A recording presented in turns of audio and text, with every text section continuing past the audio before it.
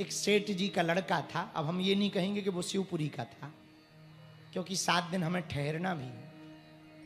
एक शिवपुरी नहीं, शिवपुरी का नहीं, अपने गांव का एक सेठ जी का लड़का था, बड़ा उल्लू,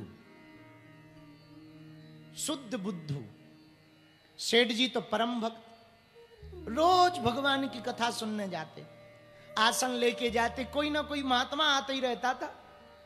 इनके नगर में आवे तो महात्मा के पास जाएं, आसन डाल लें, कथा सुने बढ़िया, और बढ़िया कथा सुन में कीर्तन गावे, घर पर वही कथा का कीर्तन गाते हुए वापस आवे। और लड़का जैसे ही बाप को देखे सोई कमेंट कर दे, है बाबाओं के चक्कर में पगला। सेठ जी बड़े परेशान। एक बार एक महात्मा बड़े पहुंचे हुए आए, नाम बहुत था उनका। तो सेठ जी ने चरण पकड़ के कहा, महाराज हमको और तो कोई कष्ट नहीं, एक पीड़ा है। क्या? हमारा जो बेटा है ना वो नास्तिक है, आप कोई कृपा करो। तो महात्मा बोले, भैया एक काम करना, कल ना तुम अपने बेटा को ले आना। अरे बोले महाराज ले आना, उसको कथा की बात कहो तो गाली बकता है, लाना तो दूर की बात है। बोले एक काम करो, कैसे भी करके एक बार ले आओ। बोले ठीक है। घर वालों से लड़कर, बेटा से लड़कर, जबरदस्ती हाथ पकड़कर दूसरे दिन सेठ जी ले आए कथा में। जैसे ही लाए तो वो बोला, हम कथा बथा नहीं सुनेंगे, चाहे जो हो जाए। बाप ने कहा ठीक है मत सुनो। तो महात्मा जी ने बुलाया, इधर आओ। हाँ क्या नाम है? उसने अपना नाम बताया। बोले ये नाम है, बोलो। सेठ जी बोले तुम लड़ रहा भैया, अच्छा एक बार तुम ना सीताराम बोल दे। सेठ जी का लड़का बोला, हम नहीं बोले, क्या फायदा, काहे को बोले? तो महात्मा ने कहा, हर काम फायदे के लिए थोड़ी किया जाता, एक काम कर सीताराम बोल ना भैया, क्या बिगड़ जाएगा। तो उसने बड़े चिल्ला करके कहा, हम सीताराम बीताराम नहीं बोलते। महात्मा जी बोले बस बन गया काम। बोले सेठ जी बोले क्या काम बन गया? बोले इसने धोखे में ही सही एक बार सीताराम कह दिया, बस हो गया, ले जाओ, इसका कल्याण है। तो सेठ जी बोले महाराज इसका क्या कल्याण है? तो जब वो जाने लगे तब महात्मा ने उस बालक को बुला के कहा, सुनो तुमने एक बार धोखे से सीताराम कहा, पर कोई बात नहीं, कहा तो सुनो, इस सीताराम एक बार बोलने का कोई फल कहे कि फल क्या चाहिए, तो तुम कहना तुम ही अपने हिसाब से दे दो, ये ध्यान रखना। और सिर पे हाथ रख दिया। और लड़का को लगा बेफिजूली की बातें हैं, पागलपंती की बातें हैं, ये सब बाबा हैं, ये सब उल्लू बनाने के लक्षण। चला गया। कुछ दिनों बाद वो मर गया, लेकिन महात्मा का आशीर्वाद, तो चेतना तो थी उसे, ध्यान तो था। वो मरा तो यमराज के सामने पहुंचा। यमराज ने कहा जरा इसका बही खाता निकालो। तो दूतों ने बताया, बोले बही खाता तो बहुत खराब है। बोले क्या खराब है? बोले कुछ है ही नहीं ठीक ठाक, जिंदगी में एक बार इसने सीताराम कहा, वो भी धोखे से। तो यमदूत ने कहा, हाँ भाई वैसे तो पक्का है तुम्हें नरक मिल रहा है, पर एक बार तुमने सीताराम कहा, बताओ उसका क्या फल चाहते हो। उसे वो महात्मा की बात याद आ गई। बोले जो फल होता हो सो दे दो। अब पूरे बही खाता पलटा मारे, एक बार सीताराम का फल क्या होता है ये नहीं लिखा था। तो यमदूत बोले, यमराज बोले ये तो बड़ा लफड़ा हो गया। बोले चलो। बोले कहां? बोले ब्रह्मा जी के पास चलो, उनसे पूछते हैं। तो लड़का को लिया, पालकी पे बैठाया, 4 दूत लगे यमलोक के, और वो ब्रह्मा जी के पास गए। तो ब्रह्मा जी ने देखा कोई पालकी में आ रहा, लगता कोई बहुत बड़ा वैष्णव है, बहुत बड़ा भक्त है। तो ब्रह्मा जी नीचे उतर के आए। बोले भैया ये कौन भगत जी है? यमराज बोले कोई भगत नहीं है, नंबर 1 का पापी है। तो ब्रह्मा जी बोले जब नंबर 1 का पापी है तो हमारे लोक में क्या कर रहा? अरे बोले लफड़ा हो गया, इसने धोखे से एक बार सीताराम कह दिया, अब ये कह रहा है एक बार सीताराम कहने का जो फल होता हो वो दो। ब्रह्मा जी बोले एक बार सीताराम का फल तो हमें भी पता नहीं है। तो बोले अब क्या करें?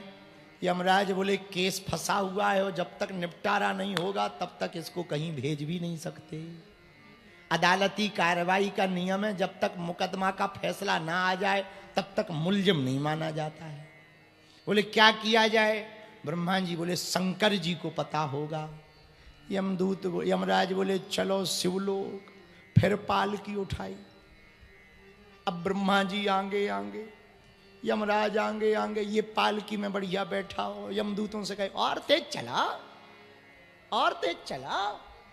आप शंकर जी के लोक में पहुंचे। महादेव भगवान त्रिभुवनपति त्रिभुवनाधिपति भूत भावन भोले बाबा विराजमान। भोले बाबा ने देखा, आहा, आगे आगे ब्रह्मा जी, यमराज जी, चार चार दूत लगे काले काले। पालकी में कोई लगता है कोई परम वैष्णव आ रहा है।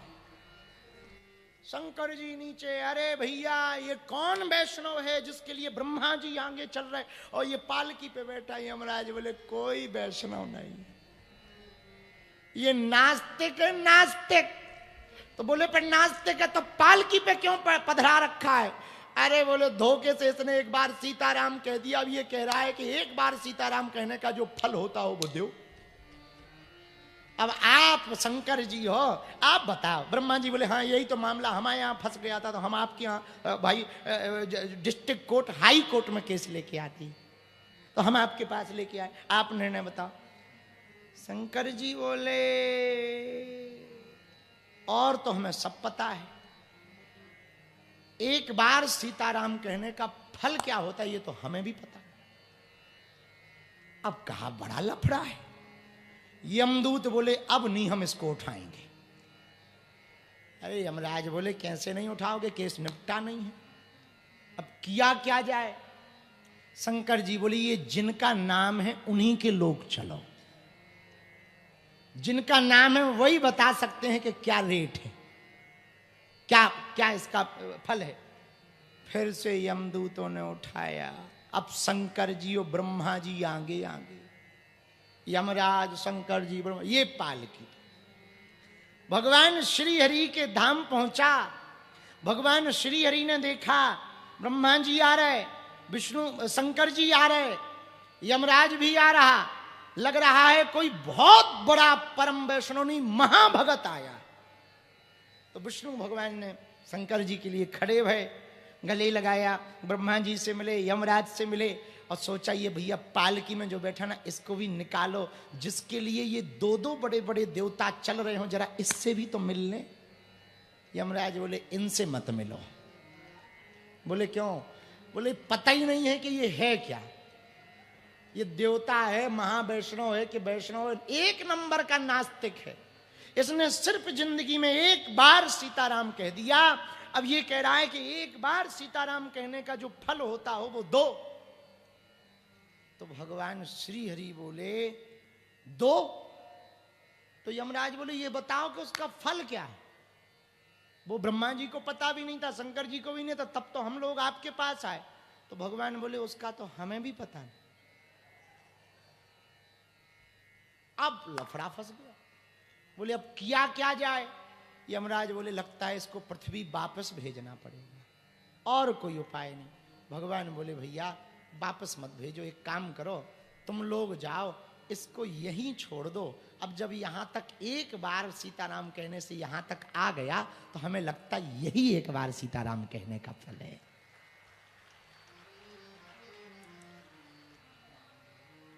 मात्र धोखे से एक बार सीताराम कहने का फल जब भगवान का धाम प्राप्त हो सकता भैया। तुलसीदास जी इस बात की पुष्टि करते हैं। तुलसी मेरे राम को रीझ भजो या खीझ, खेत पड़े को जाम है, उल्टो सीधो बीज। खेत में बीज चाहे उल्टा गिरे या सीधा गिरे, बीज में खाद पानी दोगे तो वो पौधा बनेगा। बोलो हाँ या ना, बोलो ना, बनेगा कि नहीं। उसी प्रकार कथा में आप बैठ जाओ, चाहे मन से गाओ चाहे बिना मन से गाओ, कृपा तो होगी ही होगी। ऐसे समझो। रेलगाड़ी पे कौन कौन बैठा? ट्रेन पर हाथ उठाओ। जो जो लोग ट्रेन पर बैठे हैं वो हाथ उठाओ। लगभग सब लोग। हाथ नीचे कर लो। कभी रेलगाड़ी पर जब आप बैठे होंगे अपनी सीट पर, तो क्या आपके पास कभी पायलट आया, ड्राइवर, कि भैया तुम्हारा मन लग रहा हो तो हम चलाएं? आया? बोलो, पूछने आया क्या? तुम्हारा मन लगे या ना लगे, आप रेलगाड़ी पे बैठ गए तो स्टेशन तक रेलगाड़ी पहुंचाएगी ही पहुंचाएगी। वैसे ही कथा में तुम्हारा मन लगे या ना लगे, पर यदि तुम बैठ गए तो ये कथा तुम्हें परमात्मा के दर तक पहुंचाएगी ही पहुंचाएगी। अब चाहे जो हो जाए, ये भक्ति के द्वार तक आपको उसके बाद फिर आपका काम। भाई रेलगाड़ी तो वहां तक पहुंचाएगी, अब रेलगाड़ी वहां तक पहुंचा तो देगी, तुम ना उतरो या स्टेशन पे ना उतरो, आगे निकल जाओ तो फाइन लगेगा। भक्ति के दरवाजे तक कथा पहुंचाएगी। आपने ना पकड़ी तो गड़बड़ा जाएगा, मामला गड़बड़ा जाएगा, कथा हो जाएगी, खूब आगे निकल जाएगी, तो 7 दिन तो करोगे तुम राधे राधे राधे, बाद में बचोगे आधे आधे। फिर बड़ी हो गया, अब बस राधे राधे में ही काम हो गया, पर किसी काम के नहीं। भैया ये कथा में ना हमको कोशिश करना है, प्रयत्न करना कि हमको ठाकुर जी की भक्ति प्राप्त हो जाए। भगवान चतुराई से नहीं मिलते, भगवान सरलता से मिलते हैं। चतुर आदमी हमेशा घाटा खाता है, याद रखना। चतुर आदमी लगता है कि फायदे में रहता, ना ना ना ना, कुछ दिन जरूर फायदे में रहेगा पर घाटा खाएगा। एक बार एक शिवपुरी का हमारा चेला है चंगीलाल, शिवपुरी में रहता है आजकल चंगीलाल। वो ट्रेन पे बैठा, ट्रेन पे, और ट्रेन में डब्बे में खूब भीड़ थी। उसने बुद्धि लगाई, भोपाल जा रहा था, चतुर आदमी था चंगीलाल, कहां का? शिवपुरी का। उसने बुद्धि लगाई, सीट नहीं है खाली, क्या किया जाए? उसने हल्ला मचा दिया, ए भागो भागो, सांप है सांप। पूरा डब्बा खाली हो, ये बढ़िया आराम से लेट गया। शिवपुरी का आदमी आराम से सीट पे लेट गया, एक नहीं 2-2 सीट पे, एक पे पैर रखे, एक पे खपड़िया, लेट गया। इसने कहा आप सुबह जब पहुंचेंगे तब उठेंगे। देखो क्या गजब का दिमाग लगाया। इसके साथ एक मित्र भी था, उससे कहा तू भी सो जा। दोनों सो गए। बोले देखा अपनी खपड़िया? तो दूसरा वाला बोला शिवपुरी वाले ऐसे ही होते हैं। लेकिन जब सुबह हुई, रेलवे स्टेशन पर आवाज आई, चाय ले ले चाय। इसको लगा कोई स्टेशन आ गई, भोपाल तो नहीं आ गया। इधर आओ चाय दो। कौन सा स्टेशन है? शिवपुरी है भैया। अब इसका दिमाग खराब, तो ये उठ के बैठ गया। तो अपने मित्र से पूछा रात को कहां से बैठे थे? बोले शिवपुरी से। तो बोले रात भर में चल के कहां आए? बोले शिवपुरी। तो बोले ये कैसी ट्रेन है, गोल गोल घूमती क्या? तो चाय वाला बोला भाई साहब ये ट्रेन गोल गोल नहीं घूमती, दरअसल रात को इस डिब्बे में सांप आ गया था तो ये डिब्बा छोड़ दिया गया, बाकी ट्रेन चली गई है। इसको पर छोड़ दिया, बाकी ट्रेन तो भोपाल पहुंच गई। इसमें सांप आ गया था। तो जो दूसरा वाला मित्र था शिवपुरी के, बात समझ रहे ना हमारी? क्या कहना चाह रहे? चतुराई करोगे तो भगवान को नहीं पा पाओगे। भगवान को पाने, चतुर आदमी घाटा जरूर खाता है। भगवान को पाने का एक उपाय है, भगवान के हो जाओ। बालाजी महाराज के कृपा पात्र बागेश्वर धाम पीठाधीश्वर परम पूज्य धीरेन्द्र कृष्ण शास्त्री जी महाराज का पावन संकल्प। मध्य प्रदेश में छतरपुर के ग्राम गढ़ा में बनेगा विश्व स्तरीय कैंसर अस्पताल एवं रिसर्च सेंटर, जिसकी आधारशिला देश के यशस्वी प्रधानमंत्री नरेंद्र मोदी जी के कर कमलों से रखी जा चुकी है।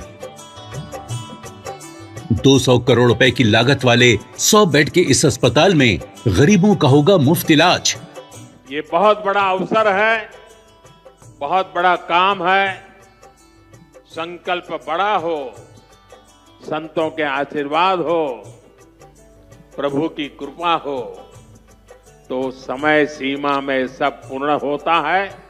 हमारे प्रियजनों, बागेश्वर धाम पूरे भारत के लोगों, अभी तक अस्पतालों में मंदिर थे, अब मंदिर में अस्पताल होगा। कैंसर हॉस्पिटल निर्माण हेतु सहयोग देकर पुण्य के भागी बने।